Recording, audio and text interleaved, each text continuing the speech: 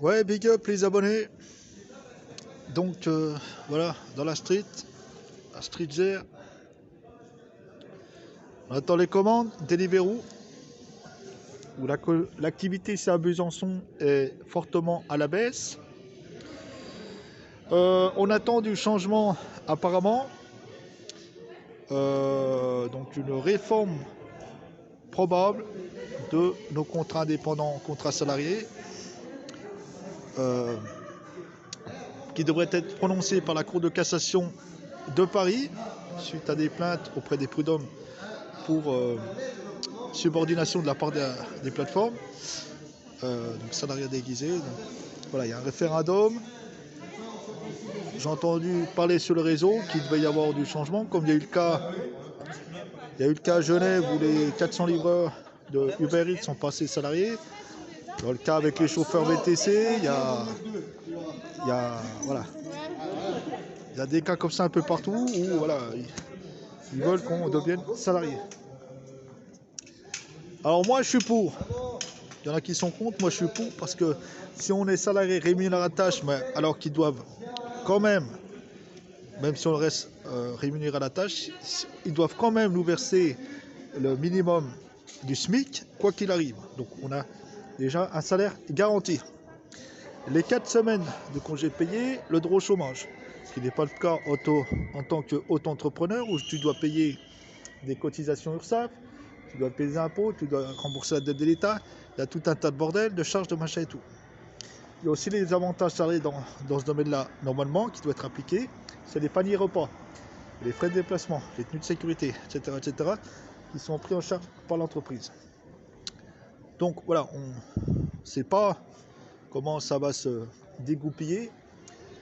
Ce que vont décider les plateformes, est-ce que c'est les décideurs, est-ce qu'ils vont décider d'arrêter, comme ils l'avaient fait en Allemagne et en Espagne, en disant voilà, on ne va pas payer je ne sais pas combien de cotisations, est-ce qu'ils vont casser des contrats et en garder qu'un certain nombre en fonction des demandes. Je pense qu'il va y avoir, s'il y a des requalifications de contrats de salariat, je pense qu'il va y avoir une diminution donc des effectifs, probablement. Donc voilà, parce qu'ils ne pourront pas en embaucher autant qu'ils veulent, comme c'est le cas actuellement, où on envoie tous les jours des nouveaux. Donc voilà, j'attends. Moi, je sais quoi là, ça rame. Donc, grosse. Voilà. Là, de mon côté, je suis plus rentable, quoi. J'ai trop de frais, trop de charges. Je suis plus du tout rentable.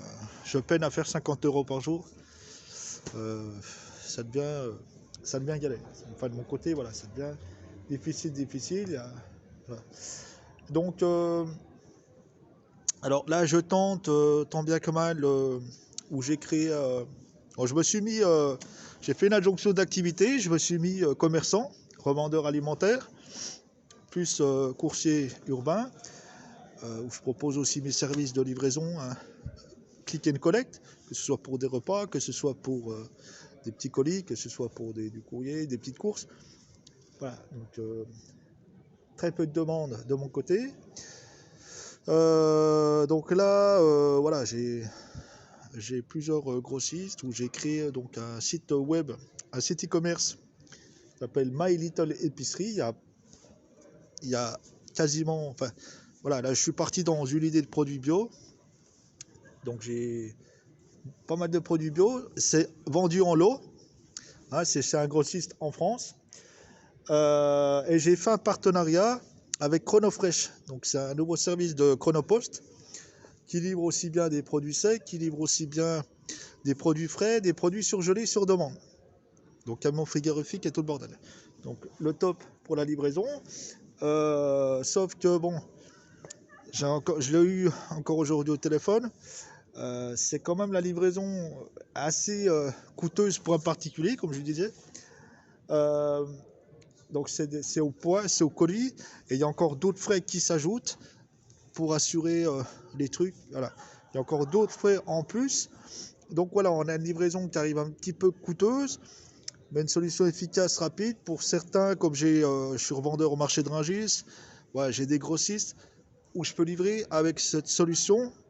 Je peux vous faire livrer les produits dans toute la France. Donc là, pour le moment, il y a principalement des lots.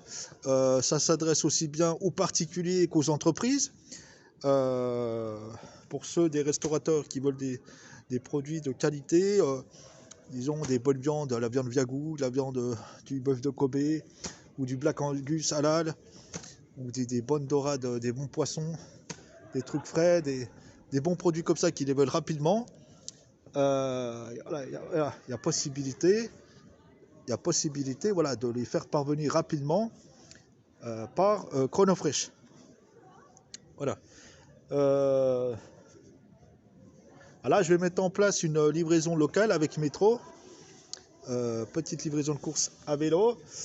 Peut-être si je trouve un sous-traitant qui dispose d'un sous-traitant, ou même si je peux embaucher de quelqu'un qui a une capacité de transport de marchandises, qui dispose du permis de conduire et d'un véhicule. Voilà. Peut-être en développement à voir pour des livraisons de courses. Bon. Donc pour le moment là, voilà, ça reste un petit peu le système de vente en ligne dropshipping entre guillemets. Donc moi je n'ai pas le stock, hein, j'ai pas la capacité de stockage et je n'ai pas les fonds nécessaires pour acheter du stock. Donc du coup je suis obligé de piocher directement chez le grossiste. Donc j'en ai plusieurs grossistes en France dans le bio, j'en ai encore des nouveaux. Donc je dois un peu retrier tout ça, les produits, les rappeler pour voir un peu les délais de préparation, etc. etc. Et voilà, alors j'ai testé, je voulais vendre, vous allez me dire, mais pourquoi tu ne mets pas sur Amazon? Alors j'ai essayé Amazon, j'ai ouvert un compte pro et tout, j'ai payé 46,80. À ça, il fallait que ça ajoute des frais de vente qui prennent encore au-dessus, des commissions. Et là, par contre, tu ne peux pas faire du dropshipping alimentaire sur Amazon. Là, il te demande, il faut une autorisation de vente, il te demande dans les produits physiques et les factures. Donc je les ai contactés, il n'y a pas moyen, de faire comme ça. Sachant qu'il y a aussi une marque qui existe, donc que plusieurs personnes vont pouvoir acheter, fournir droite à gauche. Donc tu vas te concurrencer. Donc si tu n'as pas le meilleur tarif, le meilleur prix de vente, forcément tu vas regarder, tu vas acheter le moins cher. Après, ils ont une charte Amazon où il faut que les livraisons soient rapides. Donc le mieux c'est de leur envoyer, ils stockent tout ça, mais là c'est eux qui vont se faire du bénéfice. Il y aura beaucoup de frais, tout ça. Et là tu vas gagner des petites marges, il faudra faire du volume. Mais si tu as les stocks en gros, c'est peut-être une solution intéressante de tout leur envoyer puis qu'ils se démerdent avec. Si tu n'arrives pas à vendre, parce que c'est la plateforme e-commerce numéro 1 qui marche le mieux, bon, apparemment. Après j'ai essayé sur eBay, j'ai mis un lot, j'ai pas eu de vue, que dalle. Il y a les marketplaces, pareil, j'ai pas généré tant de vues que ça sur Facebook. Il y a aussi c'est du school, mais c'est des trucs payants. Donc du coup voilà, je reste sur mon site web pour le moment, mais le plus compliqué c'est de générer du trafic, de générer de la conversion. C'est-à-dire que les gens, voilà, faut que les offres que tu proposes, que je propose, plaisent. Voilà. Par exemple, j'ai un lot de 12 pots de 350 grammes de pâte à tartiner bio, les petites tartines. Voilà. T'as des familles avec des enfants, tout ça, qui vont acheter ça, ou ça peut être un hôtel qui fait des petits déj. Voilà, ça peut être plus bon. Je pense qu'il y a quand même des gens intéressés pour acheter des lots. Bon, faut arriver à les trouver quoi. Après, faut qu'ils tombent sur les offres, que ça plaise.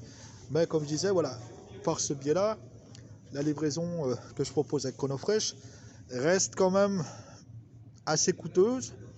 Hein, on a des fourchettes de prix qui vont dans les 28 euros jusqu'à plus quoi, suivant le poids. Voilà, on peut déjà avoir voilà, les frais de livraison peuvent être un petit peu élevés, mais voilà, on a le service pro, surtout comme je disais, voilà, pour faire livrer du surgelé, des glaces, par exemple, ou des produits frais, que ce soit du poisson frais, des viandes frais, enfin des produits frais. Pour ça, voilà, il y a cette solution-là, de toute façon, il n'y en a pas d'autre. Donc voilà. Donc pour le moment, je survis avec Deliveroo. C'est le cas de le dire, je survis.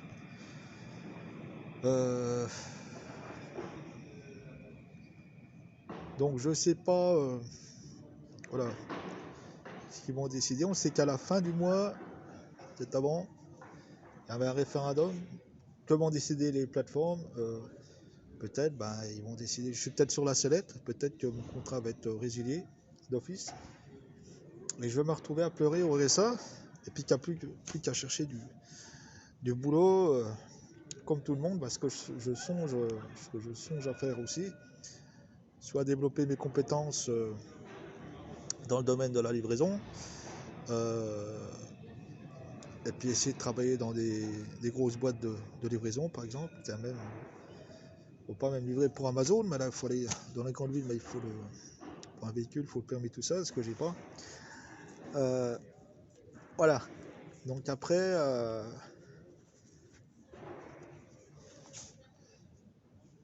voilà, soit développement de compétences, puis soit aller, comme tout le monde fait, c'est d'aller frapper aux boîtes d'intérim, c'est d'aller chez Pôle emploi, c'est d'aller d'aller déposer des CV et puis attendre qu'on te propose du taf. Et puis hier, je regardais un reportage sur les SDF sur YouTube. Parce que sachant dans ce putain de pays capitaliste de merde, dans le système dans lequel on vit, où on est là pour beaucoup locataires et non propriétaires, on ne peut pas accéder à la propriété, alors que beaucoup souhaitent devenir propriétaires, et que suivant la ville, comme à Paris, tu as des prix exorbitants, c'est même pas la peine. Dans les grandes villes comme ça, très très cher, c'est du viol, c'est abusé carrément pour se loger. En banlieue, tu auras moins cher, mais voilà, si tu vas habiter certains quartiers, après voilà, faut pas se mélanger. Tu as les riches, les ultra riches, tu as les pauvres, tu as les ultra pauvres. Donc voilà, je me dis, il faut savoir rester à sa place. C'est sûr que tu veux pas aller habiter avec les ultra riches si tu as RSA, c'est ce que je veux dire. Donc tu seras en banlieue, tu seras voilà. Mais même ça, voilà, sans cautionnaire. Moi je sais que là j'ai reçu un courrier, je sais pas pourquoi le cautionnaire, conseil général s'est désisté. Alors j'ai plus de cautionnaire pour le moment, c'est-à-dire que au premier problème d'impayé, ils vont directement pas le gêner pour me foutre dehors. C'est ce que je veux dire. Et il y a des gens voilà, qui étaient en CDI, qui travaillaient, et puis ça a mal tourné pour une raison ou pour une autre, et ils se sont perdus. Il y en a qui étaient cadres, qui avaient des bonnes places, ou des entreprises, des chefs d'entreprise. Puis du jour au lendemain, ça se casse la gueule, tu te retrouves au chômage. Après, tu n'arrives plus à payer, des impayés, puis le loyer n'est plus payé. Et puis là, badaboum, il te fout dehors et tu te retrouves à la rue.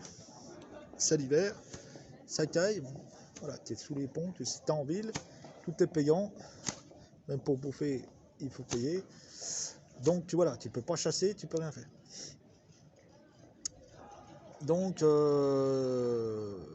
voilà, il y avait des gens où la situation peut vite changer. C'est instable.